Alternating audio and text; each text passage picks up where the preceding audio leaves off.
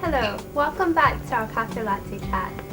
So earlier we were talking about how I think we basically cannot live without plastics, right? So now how can we manage the environmental issue? Because correct me if I'm wrong, plastic is not biodegradable, right? So if it ends up in our seas, and it can clog our drains, it can harm marine life and everything. So how can we manage this problem? What can we do to help the environment?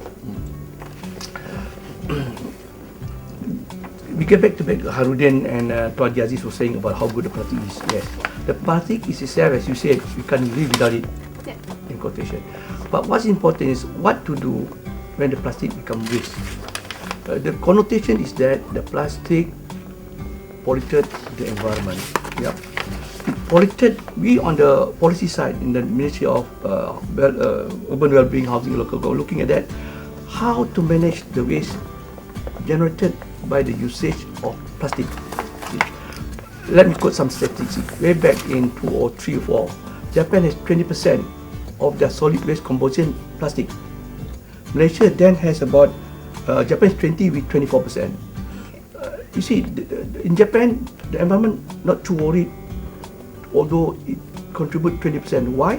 Because the plastic waste, as a waste, is not found in the environment. We worry because everywhere is plastic.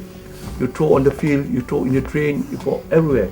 So the issue is sometimes you are talking not actually on the composition of plastic in the waste, but how the waste, plastic waste, is being treated or disposed. That's why we address the 3R: reduce, reuse, and recycle. When we put the R, we actually addressing the resource problem. Like Harudin was saying that 4% if all petrochemical base is it's only 4%. Of course, in percentage it's 4%.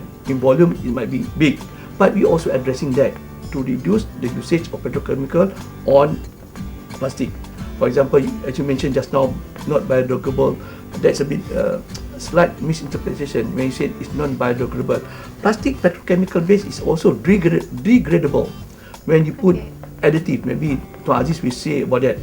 When you put additive on plastic which are petrochemical based, it can make it degradable, but not on the biological processes. But the biodegradable plastic, which is made of waste corn, waste food, that is biodegradable. But when it's biodegradable, also it's based on a few parameters: oxygen, humidity, all that. But I'm, as a waste department management, I want to look how waste being managed. So now, how big the composition in the waste, but you need a good method, approach, how to dispose the waste. In Japan, in Europe, they go straight to incinerator, burn it off, done. Because incineration, or sometimes we use the term thermal treatment plant to destroy, dispose the plastic.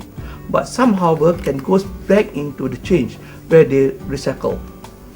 Reuse is different. You use it as it is, but mostly in the plastic industries they recycle. They can use, for example, another bottle. A portion of it come from recyclable plastics. So there's already the approach being done how to address the plastic waste in our waste. Recycle back into different material. That's for the timing I'm saying. Yeah. Right. Okay. I mean, let's look at our household waste. Okay. If you look into detail of our household waste, it's basically made up of the waste food. Food, yeah. Waste food, plastics, and paper. So if we start to segregate these things, we see the waste food is actually very little, not so much. Okay, except that we have a big family, you have a big, a big family, you eat a lot, and probably you waste a lot. But the other thing that come from our household waste is a lot of plastics, plastic bottle, paper cartons, and this can be recycled. This can be basically you can collect it and put it in front of your house for collection. But now it comes back to education. You see, if you look at 10 households within a condominium or within our road, probably out of 10 houses, how many actually the families has already recycled? If we can find probably 2 or 3 that is already very good. But if we can have all the 10 houses, okay, start to segregate and segregate between plastics, paper, cartons against waste food, then you can see the amount of waste that goes to the landfill is very little. The rest can go as recycle, right? And then from recycle they can basically turn it into other kind of plastic. But education is something that I think we have to enhance. Okay, we need to enhance education in schools through public's media, okay, to ensure that households start to increase. Okay, then we can basically now start to think of reducing the waste that come out. And then you see plastics will not be litter, all right, around. Otherwise, you can see plastic bag flying around when wind, plastic bag in the river, plastic bag in sea, plastic bottle move around throughout the world. Okay, so that is something that I think probably something that we can reduce it if we have if we can increase the awareness and also the education, so that the public, the household, the housewife can start to do these kind of things. Can I intervene before Haruddin intervene? Before we forget how you're two doing well so far. Because Tuan Haji said it's the segregation because before I forget about it. Yeah. Actually, under the department, we already have our we already privatized our collection of household waste, where we have come up with a different type or approach of collection. Okay. That means we have a 2+1 collection in certain areas, which means the 2 times we collect the organic waste, where he said the food waste a week. 1 time we collect the recyclable waste. That means the plastic included. So every week, in area we're in business, the ministry in business, we collect from the households once a week, inclusive of plastic. So what Tuan Haji is saying, we already done it. Why we doing it now?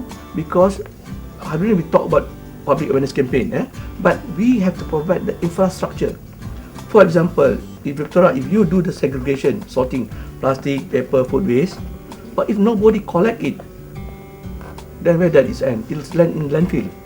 So we provide the mechanism or the approach where we have special lorry, special method to collect special waste. So it divert from the landfill. So the most important is when you do the awareness program, you also have to put the infrastructure, the collection part. That's why a lot of people last time don't want to segregate. Yeah. Because they said they segregate, when the lorry came, it goes into one lorry. So it's no point of segregating. But when you use a different type or mode of collection, then people will be, I do my efforts to segregate, and the government or the ministry have provided the collection. So then it jive in, dovetail together. If not, such a waste of effort, they said. We segregate and nobody collect it. Yeah. Then I can pass to Haruddin. Thank you very much. Actually, I think before you start, why don't we take a quick break? Okay. And then we'll just Start get back. recording, Okay. Yeah. So Alright. you're Okay, sorry.